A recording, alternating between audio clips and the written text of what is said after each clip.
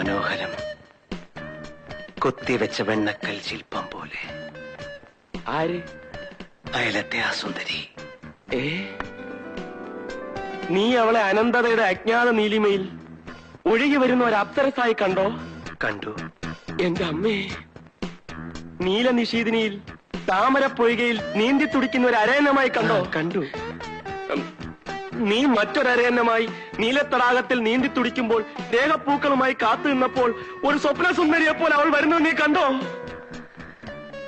അതേളിയാ, ഞാൻ കണ്ടു. ഓ, പച്ച പട്ടുടുത്ത പ്രകൃതിയിൽ പട്ടുമുടുത്തൊരു പച്ചപ്പനന്തത്തെയായി പാട്ടും പാടി അവൾ പറന്നു വരുന്നതായി നിനക്ക് തോന്നിയോ? തന്നെ തന്നെ എനിക്ക് തോന്നി. എന്റെ മനസ്സ് ഇത്ര മനോഹരമായിട്ട് മനസ്സിലാക്കാൻ നിനക്ക് എങ്ങനെ കഴിഞ്ഞു? നീ എന്റെ മനസാക്ഷി സൂക്ഷിപ്പുകാരനാ? പെണ്ണുങ്ങളെ കാണുമ്പോ മാത്രമേ നിനക്ക് ഈ വാചകങ്ങൾ ഓർമ്മ വരൂ. പക്ഷെ ഈ വാചകങ്ങൾ എന്റെ മനസ്സിൽ വർഷങ്ങൾക്ക് മുമ്പ് പതിഞ്ഞു പോയടാ. എങ്ങനെ? എഴുടാ, എഴുടാ. കഴിവറ മോനെ, എന്റെ ജീവിതം ഒരിക്കൽ കൂടി കുളം തോണ്ടാൻ വേണ്ടിയാണോടാ നീ ഇങ്ങോട്ട് എഴുന്നള്ളിയിരിക്കുന്നത്? അളിയ, നീ എടാ, ഇതേ വാക്കുകൾ നീ എന്നോട് 1979-ൽ ആ കോളേജിൽ ലതാ എസ് നായരെ പ്രേമിച്ചിറന്നപ്പോൾ പറഞ്ഞിട്ടുണ്ട്.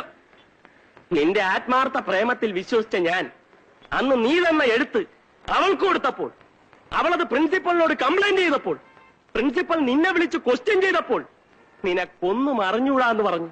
ഞാനാണ് ആ എഴുത്തെഴുതിയെന്ന് പറഞ്ഞ് നീ കൈമലർത്തി.